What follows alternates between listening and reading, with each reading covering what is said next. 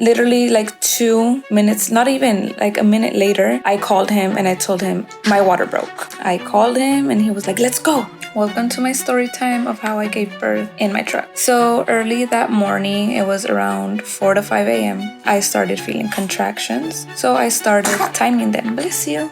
I started timing them and they were about 6 to 7 minutes apart and a duration of 40 seconds. So I didn't think anything of it or if it was active labor because with my first labor, I started contracting and didn't give birth until 5 days later. So didn't think anything of it. At 9 a.m., I went to the restroom and lost my mucus plug.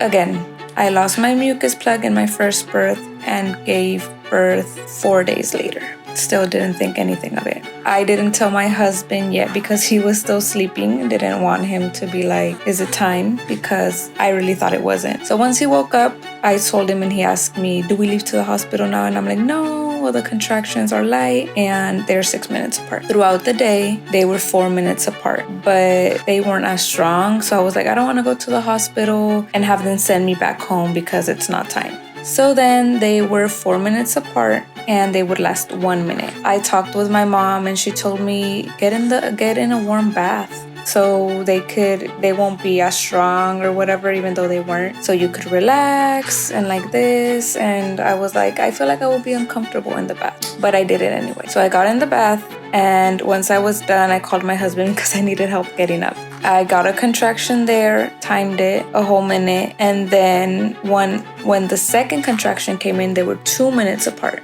So from there, I changed. I got out. My husband went outside because I told him get the car seat ready if anything. I called him and I was like, okay, try to hurry up, just in case we need to rush to the hospital. Literally like 2 minutes, not even like a minute later, I called him and I told him my water broke. This was at 3:27. I called him and he was like, let's go. So he rushed up and we took all of our bags downstairs. POV, you gave birth in your truck at the hospital parking lot. Oh my God, imagine. I think as well, it's nice to know that she had a baby beforehand, so she has some sort of experience and knowledge of like, okay, this has happened before, like I'm not going to rush into something. Because I think it's like so frustrating when obviously you're carrying another human inside of you and you go to the hospital and they're like, you don't need to be here, you can go home. I think like if I was the mum, I'd be so frustrated. So like I'm in so much pain, like can I just not just stay here? It's nice to know that she had that before, so all of this is happening from her first previous experience of birth and she's like, I need